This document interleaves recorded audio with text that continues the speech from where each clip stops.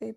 Patys jie nežino, ko jie nori, tie perfekcionistai. Nes, jiems pastovi yra taip, kad nieks negana, niekada yra negana, jie nežino, kada yra gana. Pas tokio nėra reiškinio kaip gana, nes jiems visada atrodo, kad yra negana. Ir gaunasi, o kas turėtų nuspręsti, kad yra gana? Juk tai kas? Pats žmogus šiaip tai turėtų nuspręsti. O jeigu jam vaikystė nuolat sakė, kad tai yra negana, tu to nepadarei, čia dar reiktų, čia dar geriau. Ir jam visada atrodo, kad kažkaip galima geriau. Ir teoriškai atrodo, kad iš tikrųjų yra toks reiškinys, kad galima geriau, galima padailinti, galima pasistengti, galima perdaryti ir taip toliau, kaip ir galima. Bet praktiškai reikia suprasti, kad tas darbas, kurį tu padarai, jis yra tobulas, taip pat kaip tu tobulas esi dabar. Ir nereikia čia su savim labai daug dirbti ar ten kažką tai iš savęs, žinot, kepti, nuolat kepti ir kepti, dėma, taip visą gyvenimą ir kepi kažką tai. Kepi stengiasi, o tu gyvent kada tada. Kūnas yra tobulas iš tikrųjų, viskas yra tobulai padaryta.